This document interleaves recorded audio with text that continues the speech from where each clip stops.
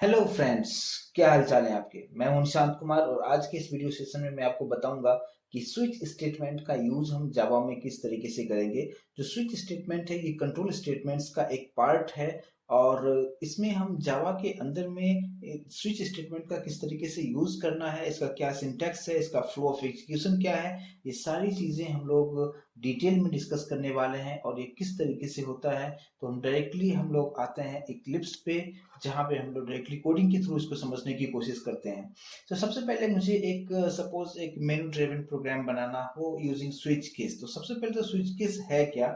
Switch case के help से आप मल्टीपल कंडीशंस चेक कर सकते हैं। लाइक हमने प्रीवियस वीडियो सेशन में बताया था कि अगर आपको कोई भी मेनू ड्रिवन प्रोग्राम बनाना हो इस तरीके से जहाँ पे मल्टीपल ऑप्शंस हो, मल्टीपल कंडीशंस अगर हमें चेक करना हो, तो मैंने बताया था कि इफ एल्स लैडर का किस तरीके से यूज करना है। लेकिन अगर हमें इफ एल्स यूज नहीं करना हो और इसकी जगह पे अगर हमें स्विच स्टेटमेंट यानी स्विच केस का किस तरीके से यूज करना हो, तो उसके लिए हम लोग यहाँ पे आज हम इसके बारे में डिस्कस करने वाले हैं।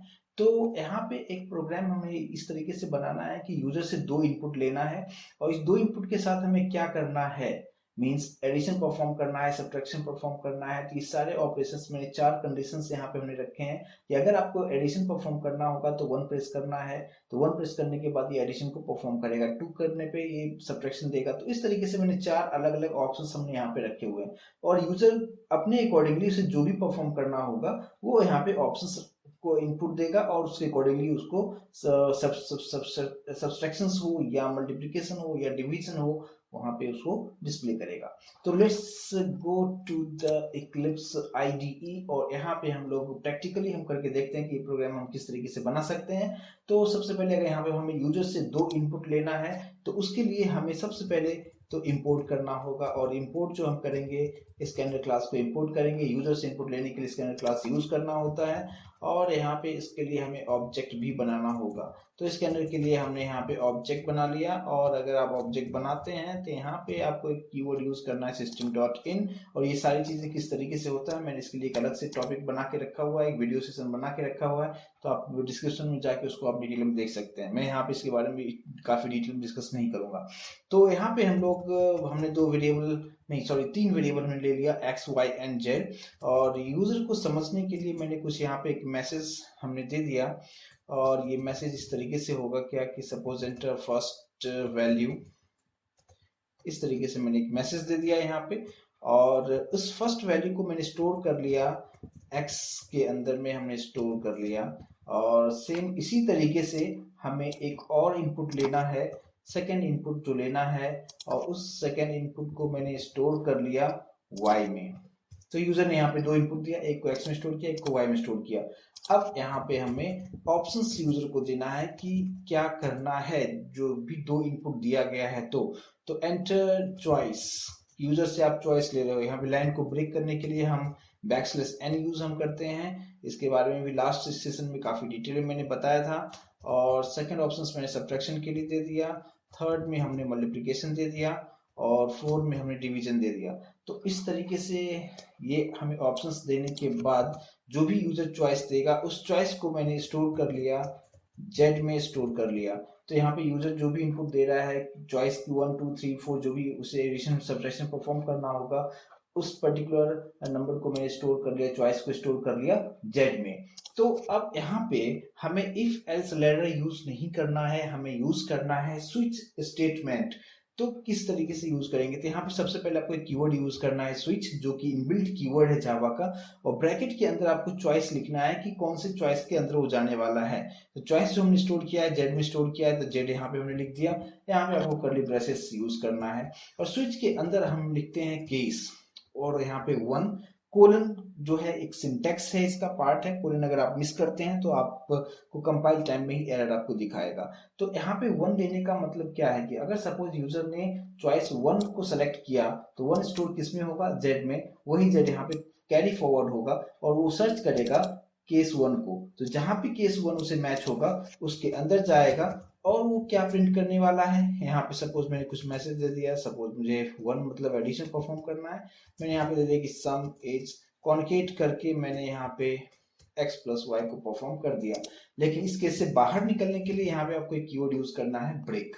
तो ब्रेक क्या करेगा, इसे को टर्मिनेट कर देगा। सेम इसी तरीके से हमें जैसे केस 1 हमने बनाया है, सेम इसी तरीके से हमें केस 2, केस 3, केस 4 बनाना होगा। और केस 2 में हमने दे दिया सब्ट्रैक्शन, और यहाँ पे हमें सिंबल चेंज करना होगा माइनस। और सेम उसी तरीके से केस 3 जहाँ पे हमें मल्टीप्लिकेशन को परफॉर्म करना है, यहाँ पे हमने मल्टीप्लिकेशन को परफॉर्म कर दिया। और केस 4 में हमने यहाँ पे डिवीजन को परफॉर्म कर दिया, और यहाँ पे डिवीजन का सिंबल मैंने दे दिया। तो यहाँ पे यूजर जो भी 1 2 3 4 जो भी चॉइस को सेलेक्ट करेगा उसके अकॉर्डिंगली वो केस को फाइंड करेगा, और उसके अंदर सपोज यूजर ने दिया 3 तो थर्ड केस पे आएगा और ये परफॉर्म करेगा और ब्रेक से प्रोग्राम को टर्मिनेट कर देगा।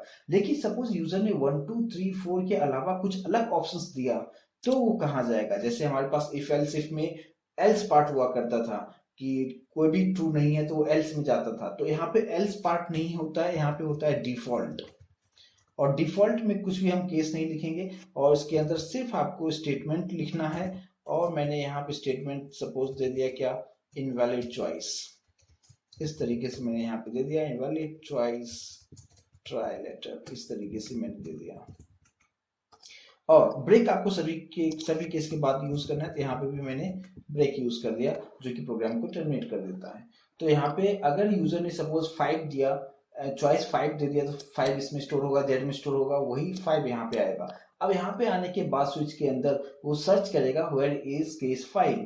तो यहाँ पे तो 1 है, 2 है, 3 है, 4 है, बट 5 नहीं है। तो वो डायरेक्टली वो डिफॉल्ट में जाएगा, और डिफॉल्ट में आने के बाद आपको इनवैलिड चॉइस इस तरीके से जो भी मैंने मैसेज दिया है ये मैसेज को प्रिंट करेगा और ब्रेक से प्रोग्राम को टर्मिनेट कर देगा। तो ये सिंपल सा स्विच स्टेटमेंट के लिए आपको इस तरीके से सिंटैक्स लिखना है। आपको ध्यान रखना है केस 1 या जो भी आपका केस रहेगा वो आपको देना है, और यहाँ पे कोलन कंपलसरी देना है। इसके अंदर आपको स्टेटमेंट लिखना है, और ब्रेक से इस प्रोग्राम को टर्मिनेट करने के लिए हम यूज करते हैं। अब इसको रन करके देखें कि आउटपुट हमें किस तरीके से आता है। तो उसके लिए हमने यहाँ पे प्रोग्राम को रन किया। अब यहाँ पे आप देख सकते हैं मैसेज दिखा रहा है इंटर फर्स्ट वैल्यू, सपोज हमने दे दिया 10, एंटर किया। सब सेकंड वैल्यू मैंने दे दिया 30, एंटर किया। अब यहाँ पे आ रहा है चॉइस, क्या कौन सा चॉइस आपको मींस कौन सा ऑपरेशन परफॉर्म करना है। सपोज मुझे परफॉर्म करना है यहाँ पे मल्टीप्लिकेशन, तो मैंने यहाँ पे ऑप्शंस हमने दे दिया थर्ड 3। तो 3 में यहाँ पे क्या है, आप यहाँ पे केस 3 में आप आ जाते हो, तो यहाँ पे आप देख सकते हैं मल्टीप्लिकेशन ये परफॉर्म करेगा। मैं यहाँ पे एंटर कर रहा हूँ, आप यहाँ पे देख सकते हैं कि 300 आपको दिखा रहा है। तो इस तरीके से हम कर सकते हैं। लेकिन अगर सपोज मैंने इसको फिर से मैंने एग्जीक्यूट किया, एग्जीक्यूट करने के बाद मैंने यहाँ पे कोई भी नंबर 2 नंबर हमने दे दिया, और 1 2 3 4 के अलावा अगर मैंने दे दिया सपोज 8 दे दिया, तो 8 तो हमारे पास कोई केस है नहीं, तो ये चला जाएगा डिफॉल्ट में। और आप यहाँ पे देख सकते हैं यहाँ पे दिखा है इनवैलिड चॉइस ट्राई लेटर। तो इस तरीके से आप यहाँ पे स्विच स्टेटमेंट का यूज कर सकते हैं। और स्विच स्टेटमेंट जो है कंट्रोल स्टेटमेंट का एक पार्ट है।